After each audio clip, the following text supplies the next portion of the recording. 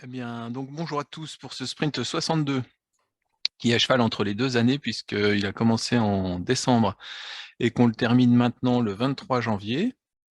Donc on l'a appelé «Le compte est bon» parce qu'en fait, on va vous parler un peu chiffres sur tout ce qui s'est passé, au cours de l'année 2022. Donc on va faire des petites, rétrospectives sur, 2022 en termes de chiffres. Le sommaire habituel avec, les différentes composantes, une partie communication, une partie analogiste, on parlera pas d'EasyMesure, d'EasyParse, pardon. On parlera un peu de la prod, de ce qu'on a fait avec la prod. Peut-être que Julien voudra intervenir, je vois qu'il est présent. On parlera EasyMeta et surtout EasyMesure. Communication, juste rapidement, pour dire que Thomas a soumis un article à Liber 2023. Donc on ne sait pas si on sera pris, mais on a soumis, voilà. On était un petit peu short, mais on a profité du fait qu'il y a la deadline avait été repoussée. C'était un peu compliqué hein, dans l'agenda de fin d'année et de début d'année. Voilà, bah, je pense qu'on va passer au slide. Donc j'enchaîne. Communication, voilà, tu enchaînes. Bonjour à tous. Eh bien déjà, on vous souhaite une bonne année 2023 pour commencer. Toute l'équipe se joint à moi pour donc vous souhaiter ses meilleurs vœux. Et puis on va commencer donc avec un petit peu des bilans pour l'année 2022 et notamment sur le nombre de partenaires dans EasyMesure. On est en 2022 à 133 partenaires. En 2021, il y en avait 70, donc on a eu une forte augmentation. Et je sais qu'Yannick et Edom ont des chiffres dans la partie EasyMesure, donc ils en parleront un petit peu plus tard. Il faut savoir quand même que pour janvier 2023, on a un nouveau partenaire, c'est l'IRD donc de Montpellier, avec notre ancienne collègue Catherine Fournier, qui est aujourd'hui d'ailleurs présente à la Sprint Review, et on souhaite une bonne continuation à l'IRD. On la remercie de venir dans EasyMesure juste après son départ de l'INIST. Donc voilà, c'est super. Et puis sinon, au niveau des supports mutualisés pour le bilan 2022, on en a fait 17 supports de 2 heures. On a eu 187 participants inscrits, avec un support notamment beaucoup présenté pendant ces supports mutualisés, c'est la prise en main des tableaux de bord génériques, puisqu'on a eu pas mal de nouveaux inscrits dans EasyMesure. En ce qui concerne les webinaires, on a organisé 17 webinaires de 45 minutes. Et puis, en moyenne, on avait une dizaine d'inscrits. Donc, il y avait des fois, on en avait plus, on en avait une vingtaine, et puis parfois, on en avait 5. Et notamment, ce qui était important par rapport à ces webinaires, c'était la saisie des identifiants sushi. Voilà. Alors, en ce qui concerne le blog, eh bien, on a rédigé 30 articles de blog en 2022. 30 articles, et puis vous voyez quelques cartes pour les fêtes. On fait un petit clin d'œil aussi à l'équipe de com de l'INIS CNRS, et en particulier un grand merci à Alexandra qui a rédigé un bel article conjointement sur les plateformes Omeka et sur la mesure des usages de ces plateformes qu'on a réalisé depuis l'année dernière. Merci Alexandra. Et alors, en ce qui concerne le GTI, on avait prévu une réunion en présentiel le 19 janvier 2023 à Paris. Cette réunion a été un petit peu reportée et vous le savez pourquoi. On l'a prévu de la faire le 24 janvier en visio.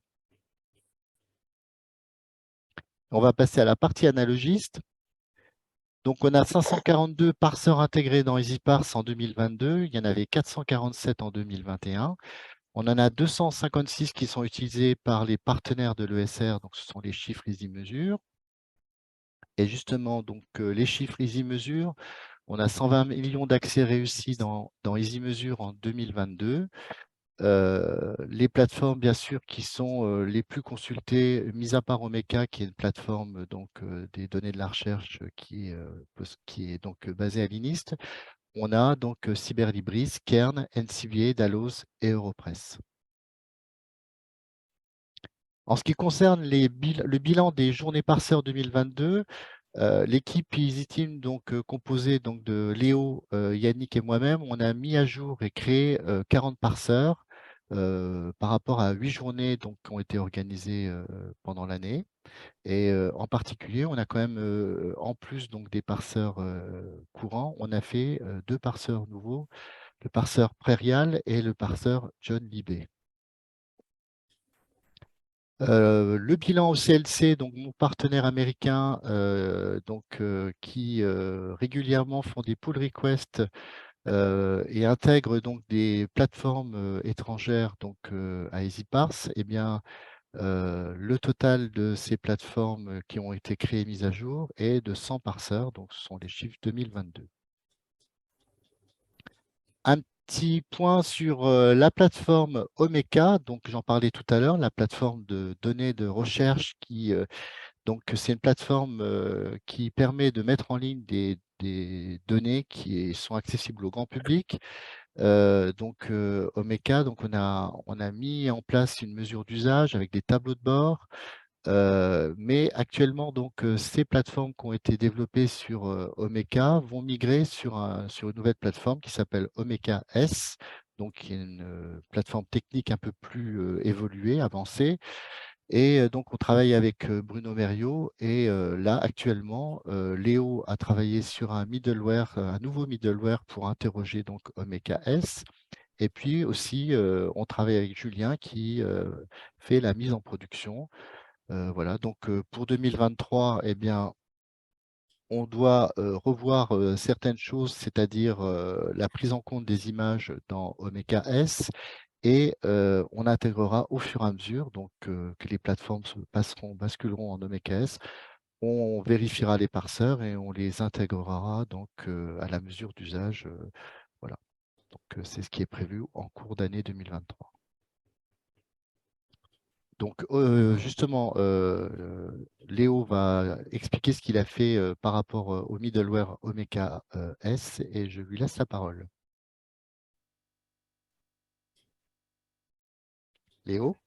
Oui, es-tu- alors bonjour, moi je parlais de tous. Oui, on Oui, m'entend? oui, oui. Parle un peu plus fort, s'il te plaît. Donc je vais parler du travail que j'ai réalisé pour la mesure des usages des plateformes OMKS. Donc il faut savoir que lors de ce sprint, il y en a une des plateformes, enfin des 11 plateformes Omeka qui a été mise à jour en Omeka S, ce qui avait pour conséquence de casser la mesure des usages de ces plateformes puisqu'il y a eu quelques évolutions. Et donc, comme dit précédemment, on a fait le parseur pour la plateforme OMKS, mais on a aussi réalisé son middleware afin de récupérer les titres de publication. Donc, comme pour Omeka classique, chaque plateforme OMKS possède une API et ces API, elles ont toutes la même forme. Et donc, le middleware que j'ai développé va interroger cette API afin de récupérer le titre de publication ainsi que son arc. Donc, sur cette slide, j'ai mis un exemple d'un fichier qui contient des événements de consultation enrichis par EasyParse de la plateforme OMKS Animal Boolean. Et donc, on peut voir sur ces captures d'écran qu'on récupère bien les titres de publication ainsi que les arcs. Et donc, l'étape suivante, c'est d'automatiser les traitements des fichiers de log de cette nouvelle plateforme OMKS dans EasyParse et aussi de mettre à jour leur espace dédié sur EasyMesure et de rattraper aussi les données d'usage lors de la bascule d'Omeka à OMKS. Tu peux passer à la suite. Alors, on va faire le point maintenant sur la plateforme d'Oranum. Donc, la plateforme d'Oranum aussi, c'est une plateforme qui permet d'offrir des ressources pour aider donc, les chercheurs à déclarer donc, leur travail dans HAL, je crois, hein, si je ne me trompe pas, vous m'arrêtez si je dis une bêtise. Donc, on a fait aussi cette mesure d'usage pour la plateforme d'Oranum, puisqu'elle propose des ressources en ligne avec des DOI. Donc, la dernière étape qu'il fallait faire, c'était une correction du middleware d'interrogation DOI. Par rapport à ce détail-là, je vais laisser Yannick expliquer ce qu'il a fait sur DataSite.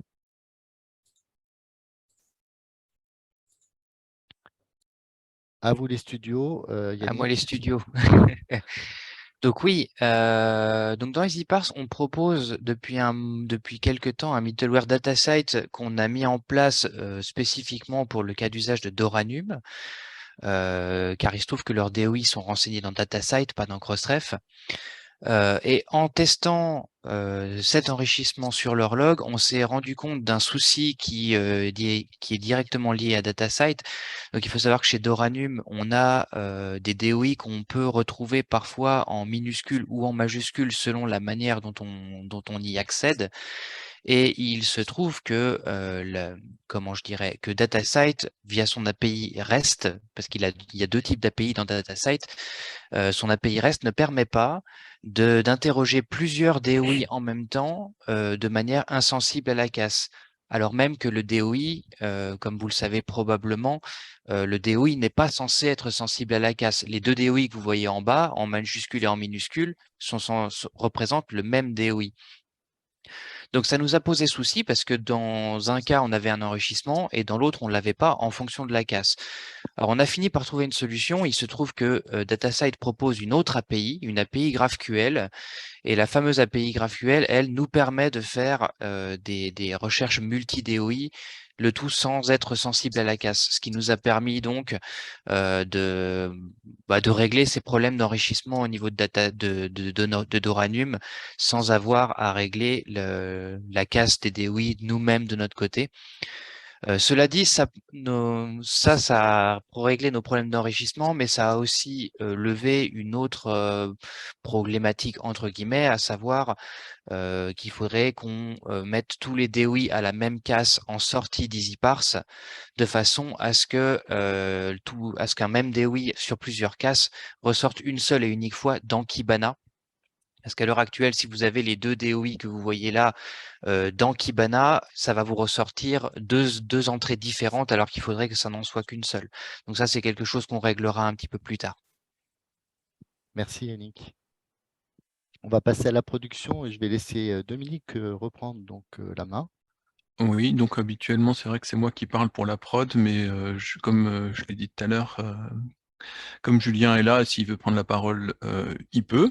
Donc pour vous dire ce qu'on fait avec la prod, si vous vous souvenez du dernier sprint, on avait parlé pas mal de DOI, d'EasyNP Wall, du fait que pour pouvoir supporter la charge et puis pouvoir faire les mises à jour, même si on avait un serveur qui était utilisé 24/24, on avait utilisé l'infrastructure de pré-prod. Pendant ce sprint, on est revenu à un usage normal. Et bon, le retour à cet usage normal a fait que on n'avait pas tout basculé en fait, on avait juste basculé l'interrogation, mais les données d'usage en eux-mêmes d'EasyNPWall, à savoir qui utilise EasyNPWall, était resté comme en l'état. Et donc, on a utilisé donc les logs de l'EasyNPWall de pré-prod, et puis on a rechargé tout ça dans les statistiques, enfin les données d'usage d'EasyNPWall, ce qui nous a permis de voir que tout avait bien continué à marcher. Bon, il y a eu des petits effets de bord, donc il a fallu corriger sur les autres tableaux de bord. Donc on a fait des mises à jour, on a rechargé, on a vérifié. Tout a l'air OK. Et puis à noter aussi, on a demandé une version, enfin des machines pour pouvoir faire une version easy mesure de dev. Bon, ce qu'il faut savoir, c'est qu'actuellement, la version de dev, c'est les développeurs qui l'ont chacun avec leur propre machine. Sauf que ça ne permet pas forcément de pousser des choses pour que l'équipe puisse les voir.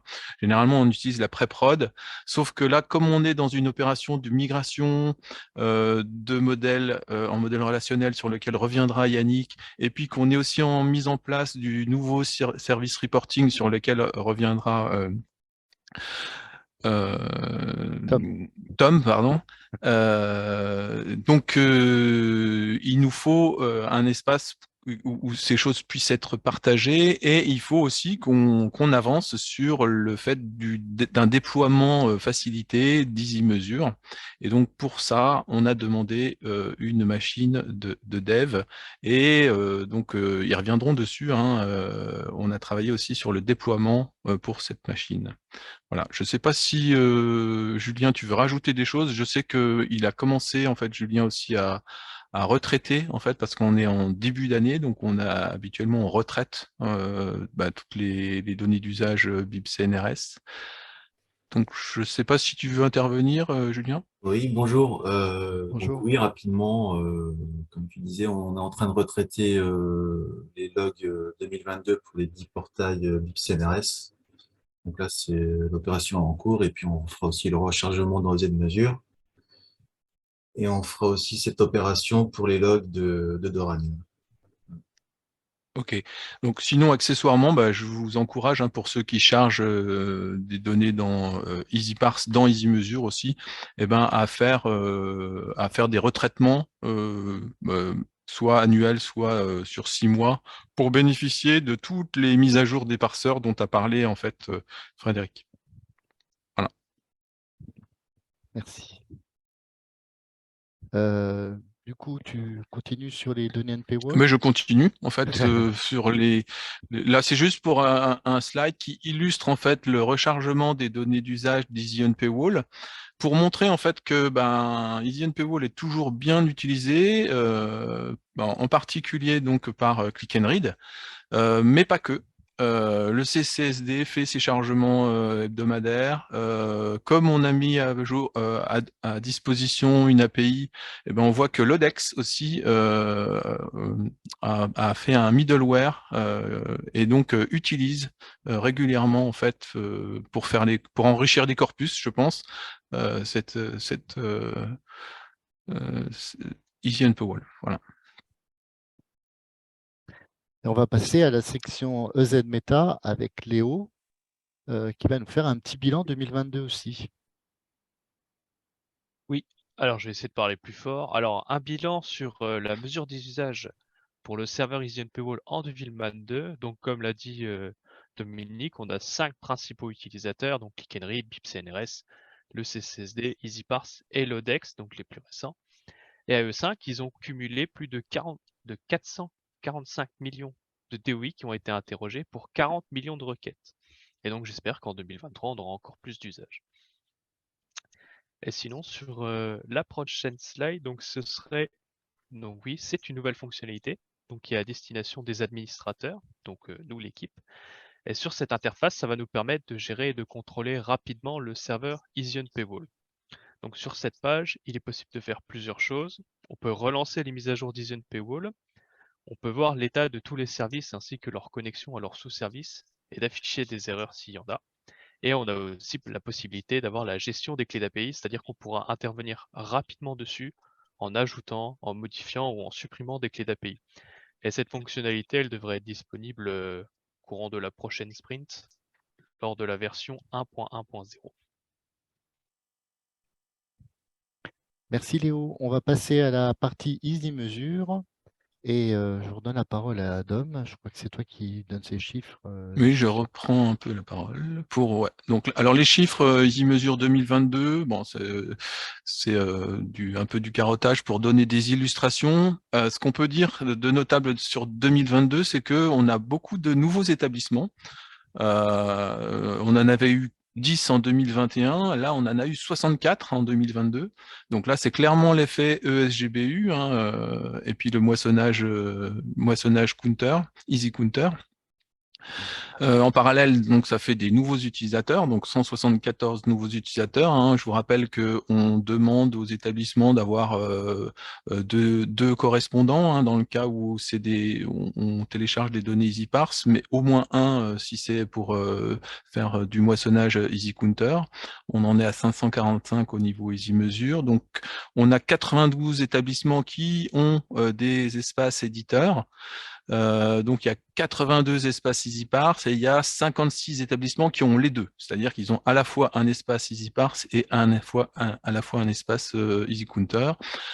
On a récolté beaucoup de rapports. Alors, les rapports qu'on récolte, c'est les rapports maîtres, mais aussi les sous-rapports pour le SGBU. Et donc, on en a récolté pour 2021, pour 2022. Donc, ça fait quand même beaucoup de rapports.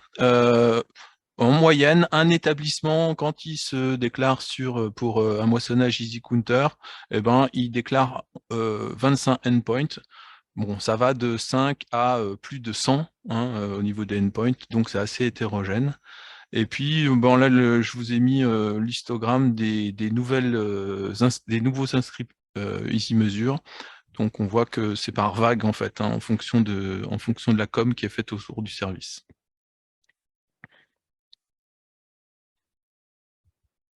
C'est encore à toi.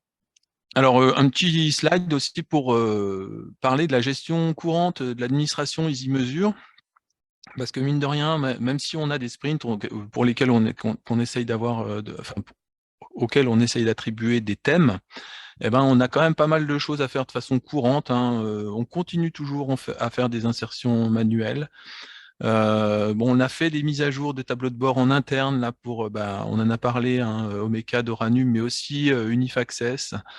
On travaille sur des nouveaux tableaux de bord d'agrégation, enfin qui utilisent le fait qu'on peut agréger les données, par exemple les usages Elsevier pour les négociateurs et les négociatrices Couperin. Et puis on a commencé, mais on va le faire encore plus cette année là. Enfin, ça va être une des grosses opérations de l'année. Ça va être la migration des index de données EasyParse.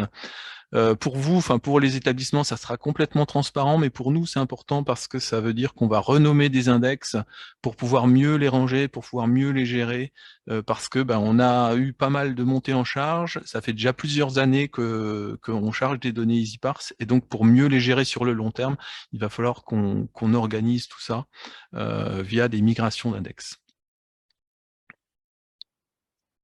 Et je vais enchaîner donc avec, on vous en parle depuis plusieurs sprints, c'est l'enquête nationale SGBU, donc Counter 5, donc pour les données Counter 5. Et donc c'est la dernière ligne droite par rapport à ce tableau qu'on a mis en place donc, avec l'aide de plusieurs établissements, je dirais bêta-testeurs, pour que ce tableau ait un sens par rapport aux consignes SGBU. Et d'ailleurs, je vais donner la parole à Thomas qui va justement faire un petit bilan de du travail qu'on a fait sur ce tableau. Merci Fred, bonjour à tous, bonjour à toutes. Est-ce que vous m'entendez correctement? Très bien. Ok, super. Oui, donc pour le SGBU, c'est un chantier de très longue haleine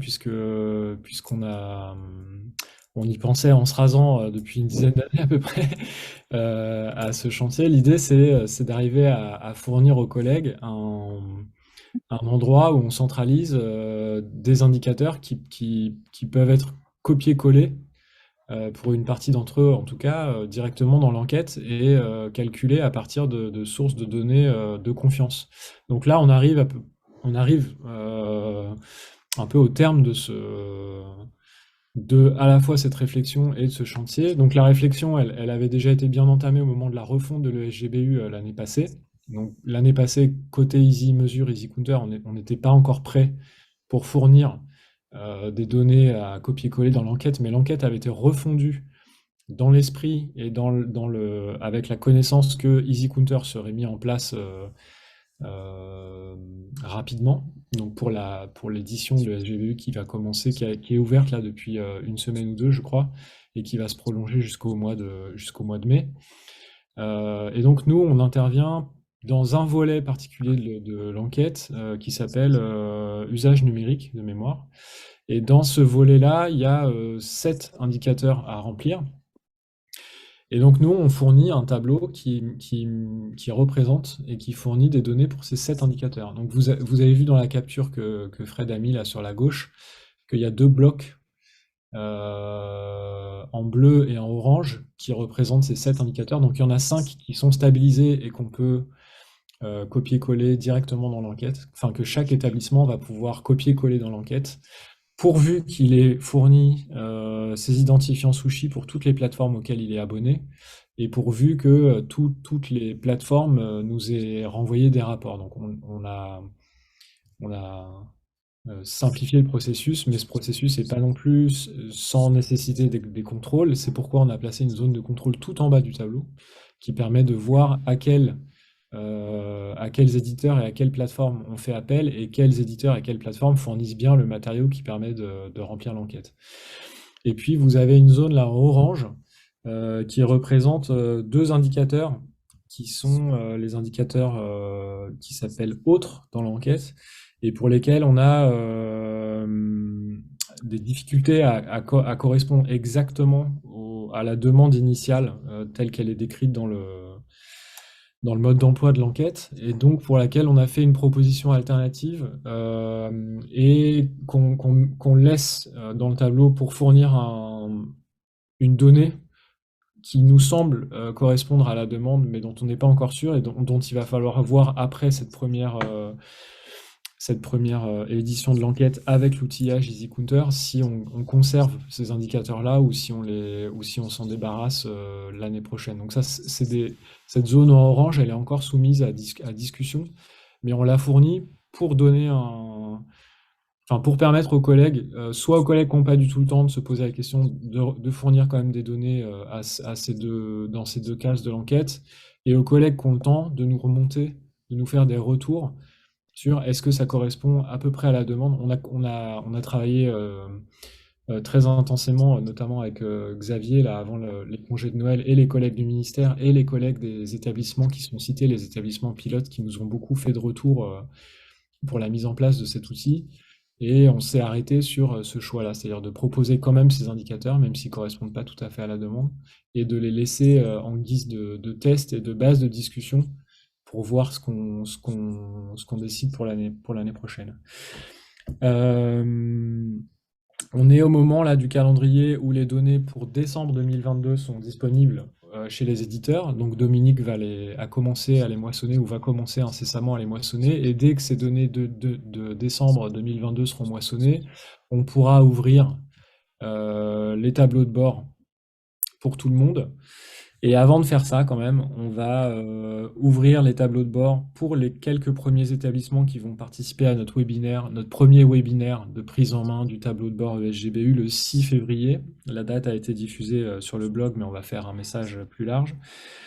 Et pour ces établissements-là qui pourront assister au webinaire, on ouvrira dans un premier temps le tableau seulement à eux pour collecter des derniers retours, pour être sûr que tout est bien calé avant d'ouvrir pour tout le monde. Et donc, courant février, tous les établissements, pourvu que les contrôles de la zone de contrôle soient corrects, pourront commencer à saisir, en faisant de simples copier-coller, les indicateurs du volet usage numérique dans l'enquête nationale ESGBU. Je crois avoir tout dit. Fred, si j'ai oublié quelque chose, n'hésite pas à compléter. C'est parfait. De toute manière, en fin de sprint, je vais rappeler les rendez-vous et on reparlera du webinaire du 6 février. Ça marche. Donc, c'est parfait. Et du coup, je redonne la parole à Adam parce qu'il va nous parler de ces matrices justement de chargement Sushi.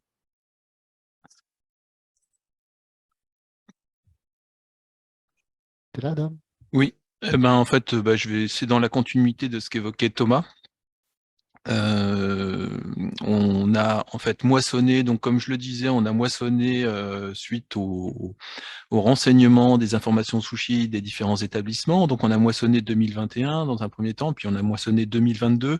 Au cours du sprint précédent, je vous avais présenté les moissonnages pour 2022 et on avait vu que tout 2022 n'était pas encore disponible auprès des différents endpoints. La difficulté, c'est de savoir qui, donc les établissements, est-ce qu'ils ont bien renseigné leur endpoint Sushi, est-ce qu'on les a moissonnés, est-ce que les endpoints, quand on les a moissonnés, ont bien répondu. Donc, on a mis en place des outils qui nous permettent d'agréger pas mal d'informations qui nous donnent les réponses aux questions qu'on se pose. Et typiquement, un de ces scripts permet de générer un fichier Excel qui nous permet de voir les différents établissements, les différents packages des établissements, les différentes plateformes, la date du moissonnage, et puis pour chaque type de rapport, en fait, quels sont pour une année donnée, donc là, ce que vous voyez en bas, c'est l'année 2022, est-ce que chacun des mois de 2022 est disponible ou pas en fonction des réponses des endpoints. Là, l'exemple, il a été fait, en fait, donc comme c'est un fichier Excel, on peut faire des filtres. Au niveau des plateformes, j'ai filtré sur ce que propose Elsevier, Scopus, mais on peut choisir tous les endpoints disponibles. Et puis pour les différentes dates de moissonnage, et donc là on voit rapidement que le mois de décembre est bien disponible dans tous les cas. Il y a encore certains endpoints qui ne sont pas disponibles, mais c'est anecdotique, et puis ce n'est pas pour tous les rapports. Voilà. C'est important aussi pour le SGBU, hein, bien sûr, pour pouvoir bien renseigner le formulaire. Donc on ne va pas diffuser les informations si on n'est pas sûr que tous les endpoints rendent bien des données, sachant que j'ai encore remoissonné par exemple ce matin parce qu'il y a des endpoints qui disent je suis out, je ne suis pas disponible, revenez plus tard. Et donc il faut revenir et puis essayer. Et bon, là ce matin par exemple ça a marché. Voilà. Donc pour 6 établissements, j'ai pu refaire des moissonnages pour un endpoint, je sais plus c'était quoi, microbiologie, voilà. Où leur site, de temps en temps, ils sont pas disponibles. Voilà. Donc ça nous permet de faire le suivi et d'être sûr que tout va bien. C'est pour ça que le ministère nous a donné une date de mi-février pour pouvoir diffuser le tableau, justement pour permettre le moissonnage des endpoints qui poseraient problème entre mi-janvier et début février. Alors, pour répondre à Laurent, là, je vois, il y a pourquoi Excel et pas Kibana. Parce qu'en fait, on fait les deux, hein. On fait aussi Kibana, mais Excel, ça permet de faire... Kibana permet de faire un type d'agrégation, mais il permet pas de faire plein de types d'agrégation, et en plus tout n'est pas disponible au niveau Kibana. Il faut aller chercher pas mal d'informations dans les logs, en fait, toujours dans les logs, hein, comme pour EasyParse, que nous renvoie, qu'on trace lorsqu'on fait le moissonnage. En fait, les endpoints nous renvoient des informations, et il faut aller chercher dans ces logs les informations et puis les agréger. Et donc c'est un peu du travail. C'est pour ça que c'est des scripts qui font ça. Et bon le truc, qu'est-ce que produit le script? Il va produire un fichier CSV, parce que potentiellement aussi c'est quelque chose qui peut être diffusable, aux établissements. C'est-à-dire que potentiellement le fichier Excel en question là, on pourrait le transmettre aux établissements pour qu'ils puissent aller voir de façon un peu plus précise en manipulant leur fichier Excel. Sachant que ces informations là sont disponibles effectivement dans l'interface de chacun des établissements en allant cliquer sur le endpoint en question, mais il faut déplier des choses, il faut aller lire l'information, elle n'est pas agrégée, donc c'est pas forcément pratique. Donc pour moi, il me semblait le plus pratique et le plus rapide de faire ce genre de production. Voilà. Et on va passer la parole à Tom, qui va nous parler de Easy Report. En tout cas, du reporting en général, puisque je vais d'abord commencer par faire un point sur 2022, vu que en 2022, on a pu compter environ 5 envois quotidiens, 10 envois hebdomadaires et plus de 100 envois mensuels ou plus, donc les envois semestriels, trimestriels, etc. Ces chiffres ne comptent pas les rapports qui restent en interne, donc qui sont par exemple envoyés à l'administration de l'ENIST. Et pour 2023, effectivement, on a décidé de changer le nom du reporting en Easy Report pour vraiment marquer le coup et le différencier de l'ancien service de reporting. Ensuite, du coup, sur cette sprint, j'ai continué à travailler sur ce service Easy Report, notamment en testant un petit peu toutes les fonctionnalités de façon à peu près unitaire, dans le sens où, par exemple, on peut voir à droite, la plupart des tests réussissent, le seul qui échoue avec une croix, c'est tout simplement celui qui permet de relancer la génération d'un rapport, mais comme le rapport n'avait pas échoué, je ne pouvais pas relancer. J'ai aussi créé un petit module qu'on appelle un SDK pour nous développeurs. En gros, un SDK, c'est un petit module qu'on va embarquer dans d'autres applications afin de faciliter les appels aux services de reporting. En l'occurrence, il sera intégré dans EasyMeasure et dans ReadMetrics, qui permettra du coup d'afficher toutes les infos comme il faut. Côté interface utilisateur, j'ai commencé à créer les premiers composants qui vont former cette nouvelle interface.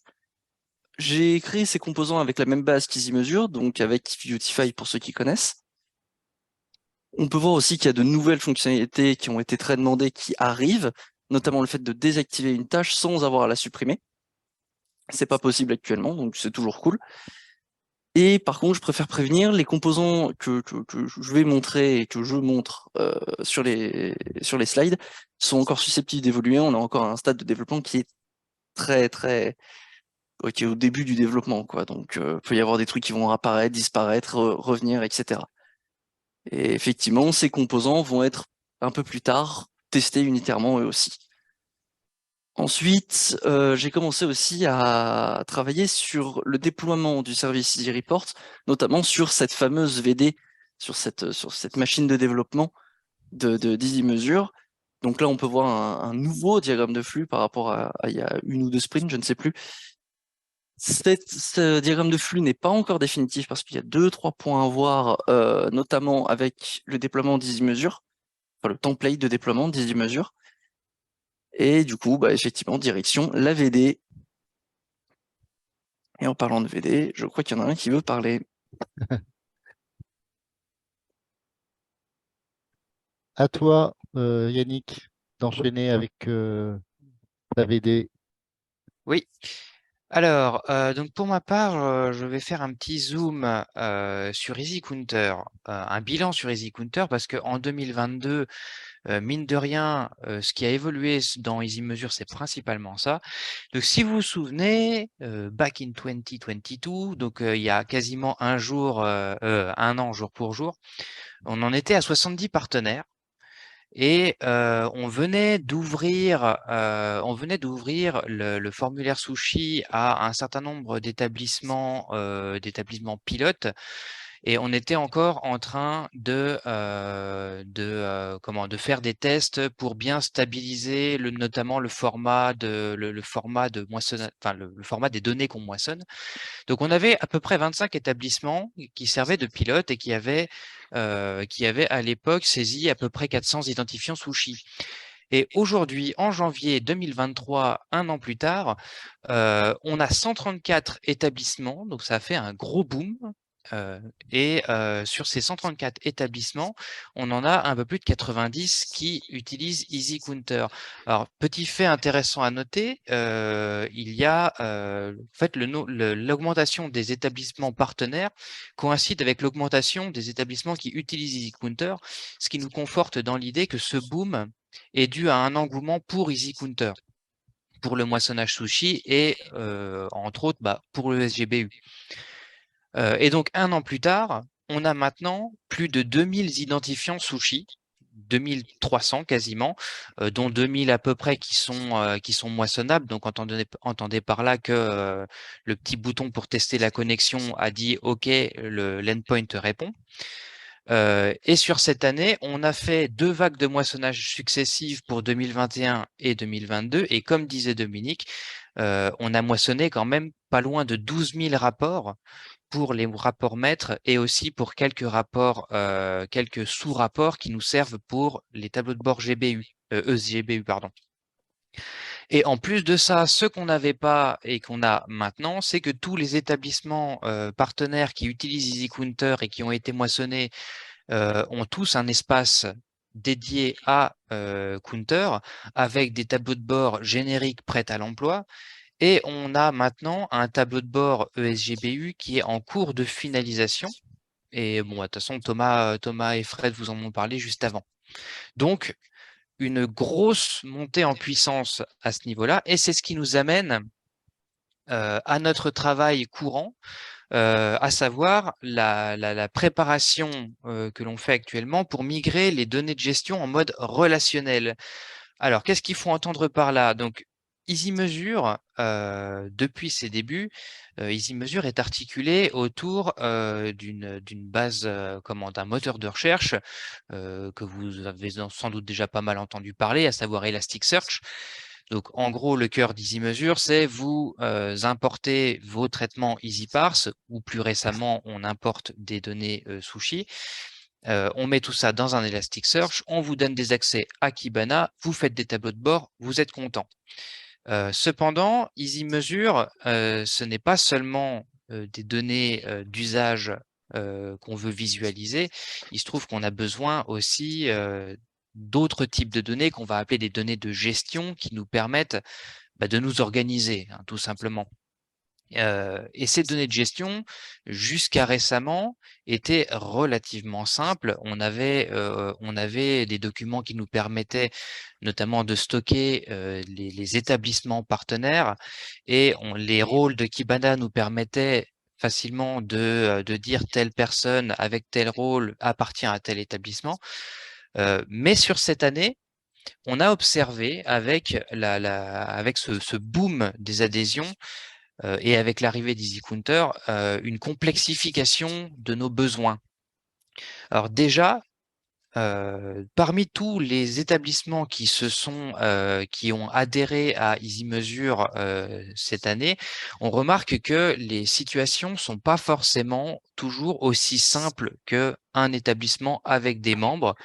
On a l'apparition des communes qui ont récemment changé d'appellation, il me semble. Je crois que c'est des EPE, c'est ça, les établissements publics expérimentaux, si je dis pas de bêtises. Donc, on a des regroupements d'établissements, ce qui fait qu'on va avoir des établissements qui sont liés, ce qui actuellement n'est pas géré du côté d'EasyMeasure, ou en tout cas pas de façon simple.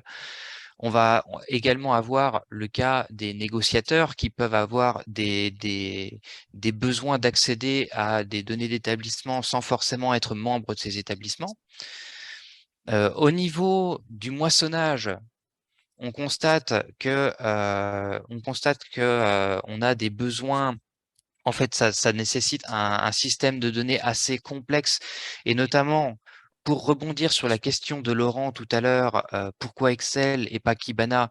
Ça vient du fait que les données de moissonnage sont finalement très relationnelles, et c'est compliqué actuellement avec uniquement Elasticsearch de faire typiquement ce que peut proposer des systèmes comme Alma.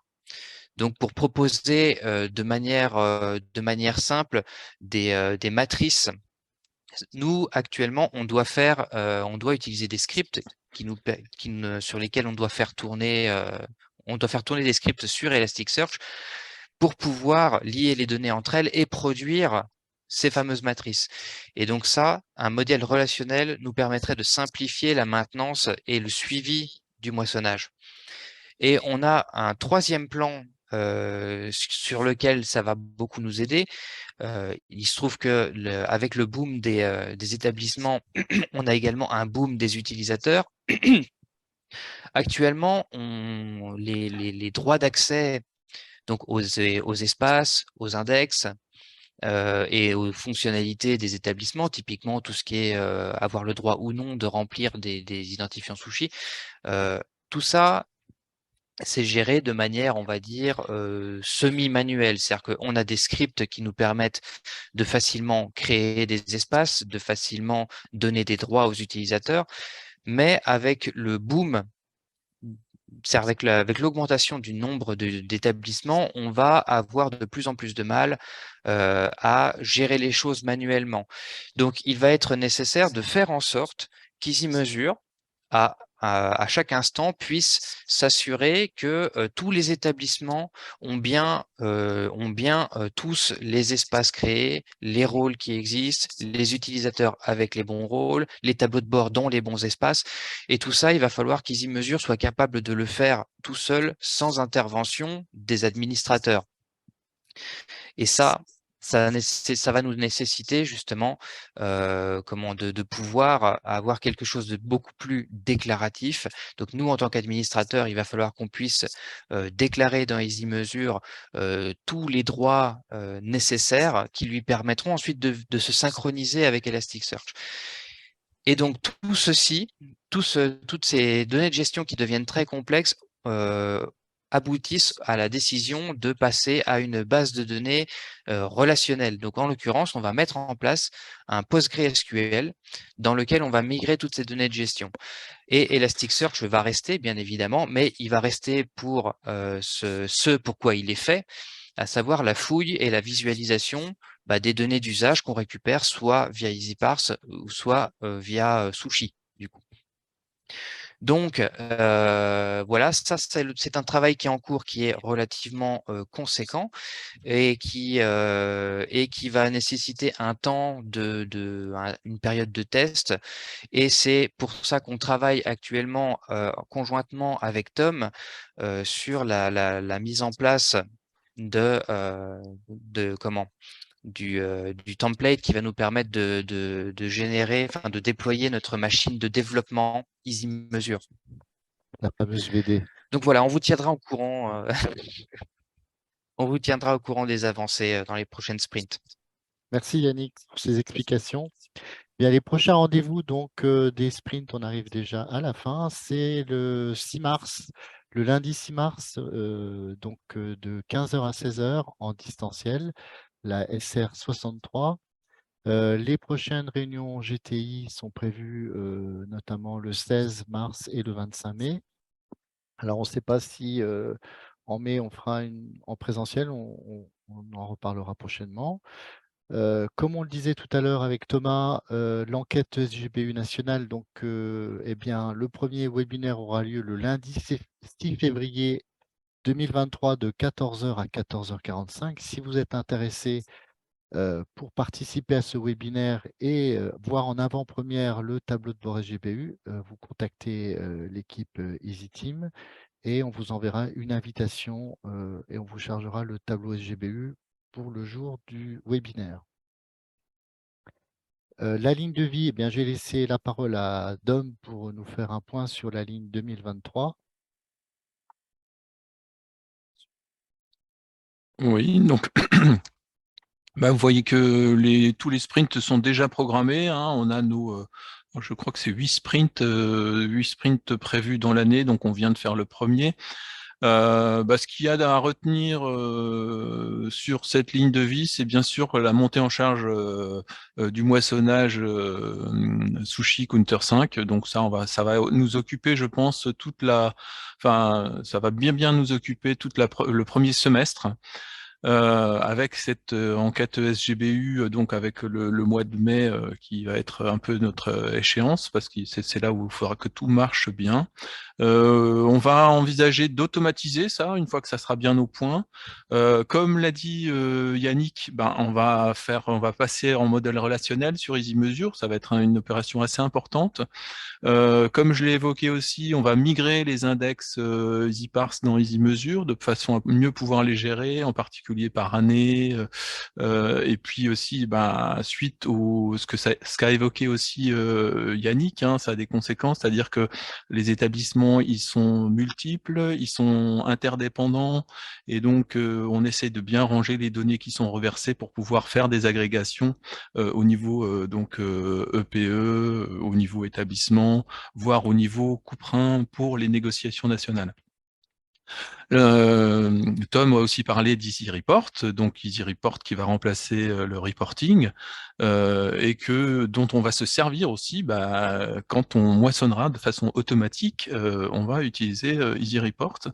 Et puis il y a aussi ce fameux serveur Easy on Paywall sur lequel travaille Léo, pour lequel on travaille à mettre une administration de ce serveur, à valoriser tout ce qui est fait sur ce serveur, parce qu'on voit c'est un serveur qui a une grande capacité. On peut vraiment beaucoup l'interroger sans que ça impacte l'infrastructure à disposition. Donc notre idée, c'est d'en parler, de faire pour qu'il soit de plus en plus utilisé, et c'est une mine d'informations, et voire même aller un peu plus loin que Our Research pour éventuellement stocker carrément l'historique de la disponibilité en open access. Ça pourrait répondre à des cas d'usage en particulier avec le Luxembourg.